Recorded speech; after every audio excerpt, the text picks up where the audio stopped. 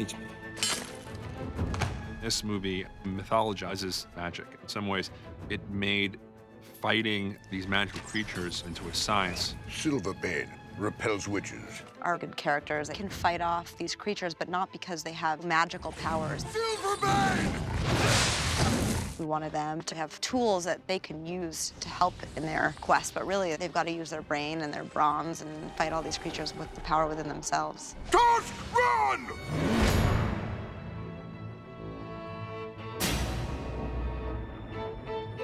Jeff Bridges just came with this wonderful, wild character that you would not necessarily find in the script. Ogre Scrotum, for your own enjoyment, follow. You couldn't ask for a better acting partner ever than Jeff Bridges. He's just endlessly creative. And now he turns into a dragon, and I'll give you a bit of that, like that. Does that work for you? One of the most important steps as far as creating a character for me as an actor is getting the wardrobe right. I kept him mostly in leather, and then I made him a long cape with a hood, which gives him almost a monk-like look. I can remember when she brought just the sampling of some of my clothes and how excited I was. I think you could be doing some fancier camera work. Come on, come on. Hand, What is some it, little good? hand action, close up on their hands. He's kind of a walking arsenal, so I really draped him in belts and things that he could hang things off of for his arsenal. So his wardrobe is so perfect for fighting evil. Leave this innocent child. We kind of wanted to keep the magic grounded since we are in such a fantastical world. The typical things that Master Gregory uses to kill witches are Silverbane and iron and fire. The Rowan staff, it's something that we really wanted to get right because it was going to be in so many shots in the film.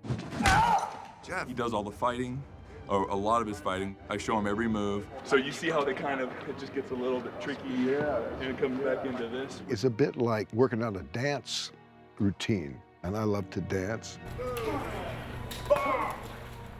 Switch the hand. He's able to pick it up the day we shoot and is able to perform it. I mean, watch the movie. What you see is what he learned that day. Action.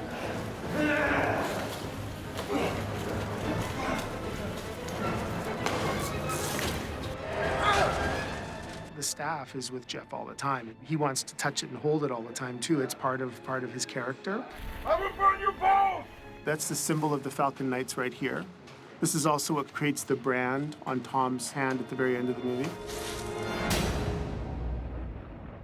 What I've always loved about Tom's character is that he has to grow into a man, and we get to watch that throughout the course of the movie. I like the fact that he's not a sort of all-out conquering hero from the beginning. I mean, he's got a weakness to him. Like, Wear it. He's almost, dare I say it, the sort of runt of the litter. And so she gives Tom the Umbran Stone as a form of protection.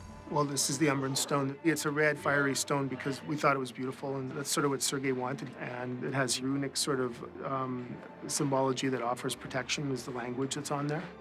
The Umbran Stone is particularly powerful, and it is also a weapon.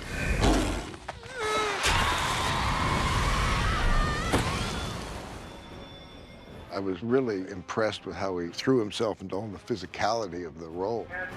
Well, he has got all kinds of sword fights and physical feats that he has to perform.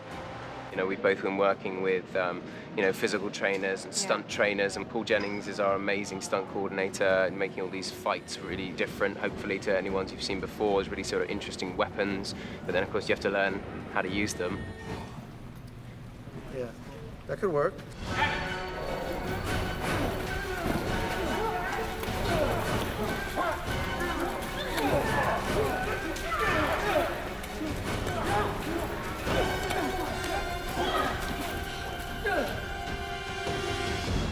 So we're a bit battered and bruised, but it's been pretty fun.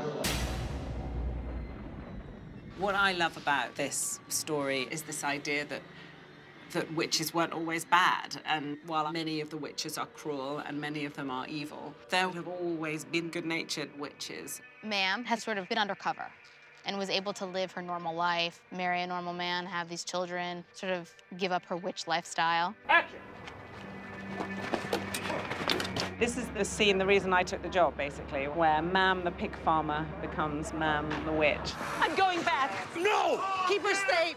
And the thing that really makes her get her secret powers out there is that Strix threatens to kill one of her children. When he starts moving away, which just comes up like this, goes around like that. Our brilliant special effects man was telling me what my hand gestures were going to be turned into and how I'd be manipulating my weapon. Comes up to your hand. Now you can turn it. That's good. And then you... And then, so back from about here. I've never worked like this before, and it's been truly extraordinary. Turn it around.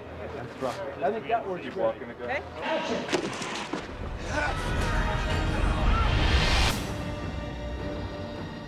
When we pick up the story, Alice is sort of a witch by blood, but isn't an evil witch. She's a half-witch. Human father.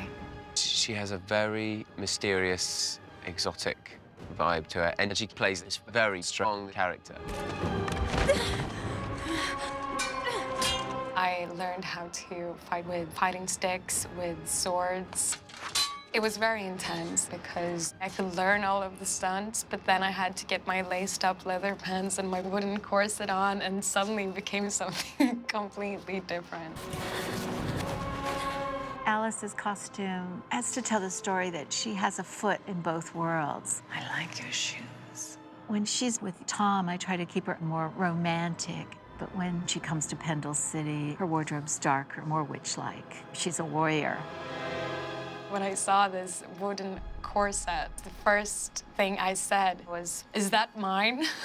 Apparently it belonged to a dominatrix in Germany, so they hadn't buy it. And I'm glad, because it's so great, it's fantastic.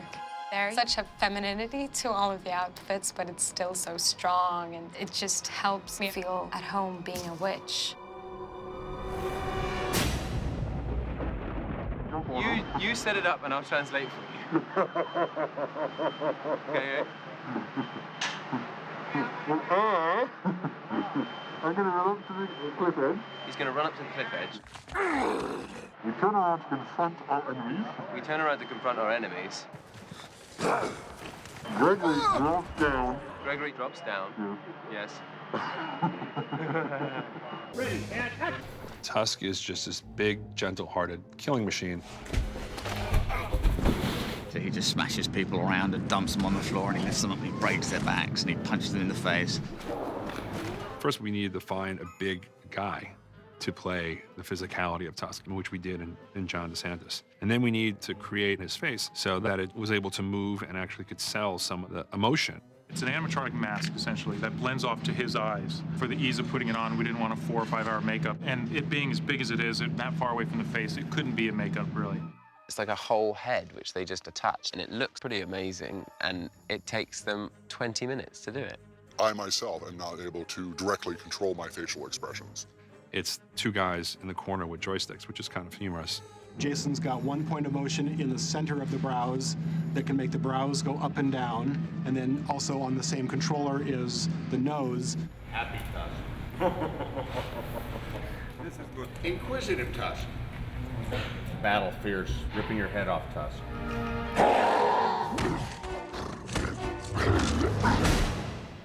I've had a great experience on this one, had a lot of fun making it. What does that kill? Cowardice. And we hit the mark with all of the different elements, the costumes, props, stunts. And all of this adds up to make his characters so realistic in this kind of fantastic world.